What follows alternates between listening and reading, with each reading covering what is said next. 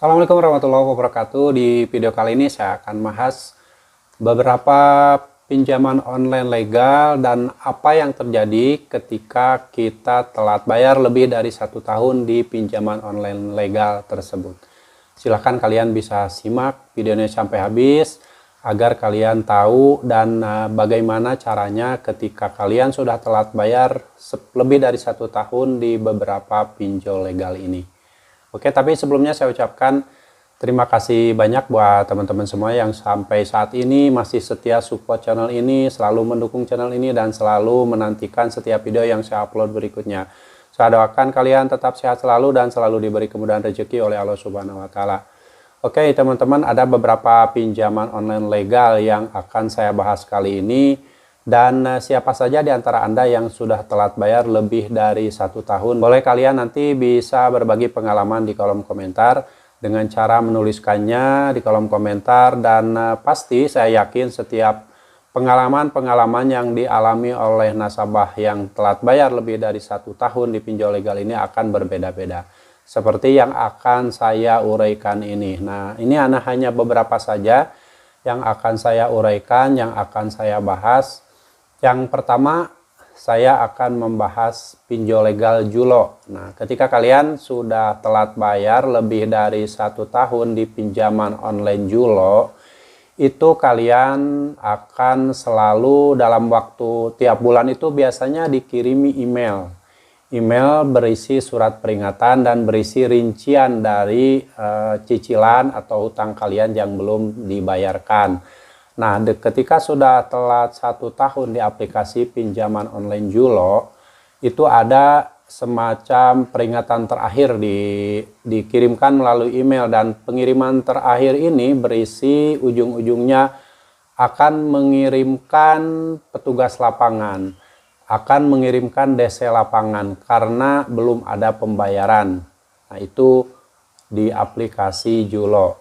Tapi kalau misalkan namanya chat WA, telepon, itu pasti ada, cuman karena dari awal, dari sejak telat bayar lebih dari 1 bulan, itu nasabahnya atau debiturnya itu sudah mengganti nomor HP dan juga mereset HP ke setelan pabrik. Jadi tidak pernah menerima telepon, tidak pernah ada chat WA karena nomor HP-nya sudah diganti. Namun ketika baru mulai telat bayar, baru 1 hari, 2 hari, 3 hari, itu chat WA dan juga telepon itu terus banyak yang masuk setiap harinya selama 1 bulan sebelum ganti nomor.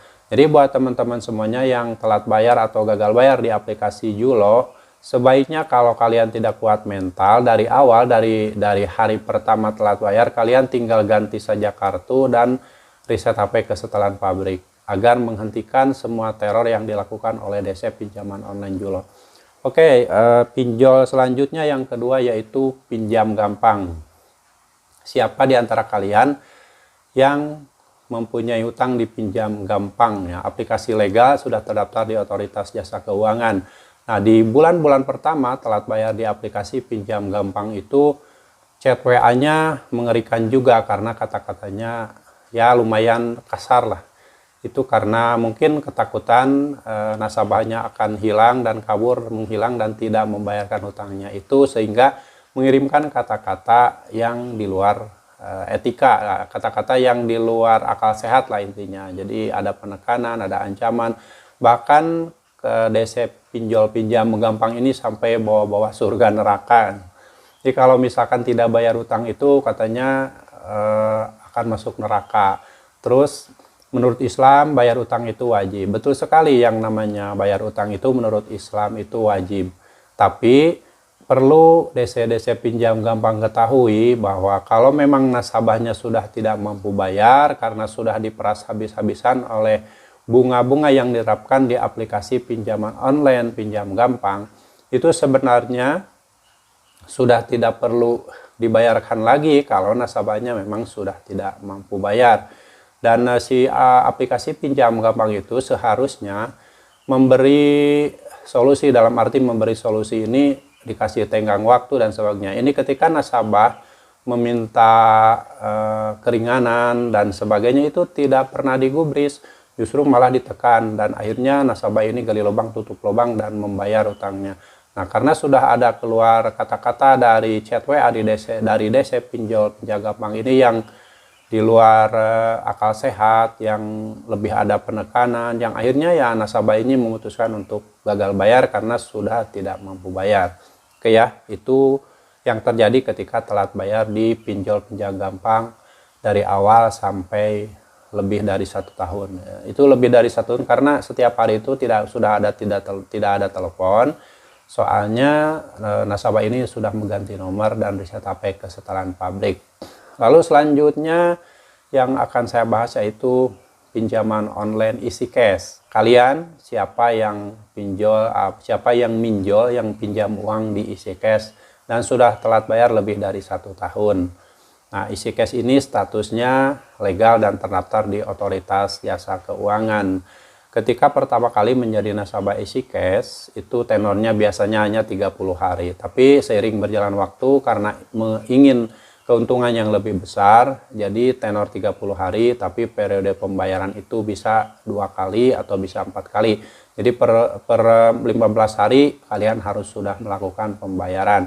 Itu isi cash. Nah, ketika telat bayar di isi cash ini, ya penagihannya hampir sama dengan pinjol legal yang lain. Di awal-awal itu di bulan pertama itu terus setiap hari ada chat WA, ada telepon, ada pokoknya kebanyakan sih chat WA dan telepon itu aja. Nah, untuk mengatasinya kalian gampang, tinggal ganti kartu dan reset HP setelan pabrik. Walaupun kalian telat 1 tahun atau 3 tahun, itu tidak akan ada di telepon, tidak akan ada chat WA kalau pihak isi cash itu tidak mengetahui nomor kalian. Nah, masalah didatangi DC lapangan atau tidak itu sampai telat 1 tahun itu belum ada DC lapangan, dan menurut informasi isi cash ini tidak ada DC lapangannya. Kalaupun ada, hanya di wilayah-wilayah yang dekat kantornya saja, yaitu di wilayah Jabodetabek itu ya. Tapi itu juga tidak bisa dipastikan apakah DC-nya akan datang atau tidak. Lalu selanjutnya ada pinjaman online legal Kredipo. Nah, siapa di antara kalian yang telat bayar di Kredipo? Kredipo ini ya sudah pada tahu lah, ada yang penagihannya kasar katanya. Ada juga yang penekanan, segala macam. Pokoknya ini banyak dari yang sudah terjadi dari teman-teman kita yang sudah telat bayar dan gagal bayar di aplikasi Kredipo. Nah, pengalaman yang sudah dialami oleh teman saya itu ketika gagal bayar di Kredipo lebih dari 1 tahun itu awalnya baik-baik saja, dalam arti dari mulai hari pertama telat bayar sampai sebulan itu tidak ada ancaman atau tekanan yang berarti. Itu hanya chat WA mengingatkan, suruh respon, dan karena nasabah ini tidak respon, itu tetap DC Kredipo itu mengirimkan chat WA, suruh respon dan lain-lain. Sampai akhirnya diganti nomor HP dan reset HP ke setelan pabrik sampai 1 tahun itu tidak ada lagi namanya chat WA dan lain-lainnya. Telepon nggak ada karena nomor HP-nya udah diganti. Jadi buat teman-teman semuanya yang tidak kuat mental di bulan pertama, sebaiknya kalian harus langsung ganti kartu dan reset HP ke setelan pabrik agar menghentikan teror dan chat WA yang dilakukan oleh DC Kredipo. Nah, setelah 1 tahun telat bayar itu belum ada DC lapangan, walaupun ada kejadian teman saya itu baru telat 2 bulan di aplikasi Kredipo, itu sudah didatangi oleh 2 DC lapangan. Nah, 2 orang DC lapangan ini pertama datang di hari pertama itu mengingatkan, dan karena nasabahnya tidak ada dan tidak punya uang, akhirnya katanya mau datang 4 hari lagi. Nah, keduanya datang lagi. Lalu minggu ketiga datang lagi, dan karena nasabah memang tidak mampu bayar, akhirnya setelah itu sampai sekarang si DC Kredipo ini sudah telat 1 tahun itu nggak ada lagi datang ke rumah. Nggak tahu ke depannya udah lewat 1 tahun, 2 tahun, 3 tahun apakah akan datang lagi atau tidak, karena belum ada pembicaraan dari teman saya yang mengabarkan bahwa setelah lewat 1 tahun didatangi DC lapangan. Oke, jadi buat teman-teman semuanya yang saat ini mengalami telat bayar lebih dari 1 tahun di aplikasi Kredipo, kalian boleh berbagi pengalaman di kolom komentar, karena saya yakin setiap pengalaman nasabah Kredipo akan berbeda, tidak akan sama. Apakah dalam waktu 1 bulan sudah didatangi DC lapangan, ada yang setelah lewat 1 tahun juga tidak ada yang didatangi. Silakan berbagi pengalaman dengan mengetikkan di kolom komentar. Lalu selanjutnya ini aplikasi yang sudah pada tahu nih, yang itu Akulaku. Nah, kalian kalau mempunyai utang di Akulaku, sejumlah uang yaitu sekitar 600.000, di bulan pertama itu penagihannya biasa-biasa saja, nggak ada ancaman dan semuanya, bahkan telepon juga jarang, nggak tiap hari. Itu kalau pinjam uang 600.000 di Akulaku. Setelah telat bayar lebih dari 1 tahun, belum ada DC lapangan, dan teror terhenti karena dari awal, dari bulan pertama itu nomor HP diganti dan reset HP ke setelan pabrik.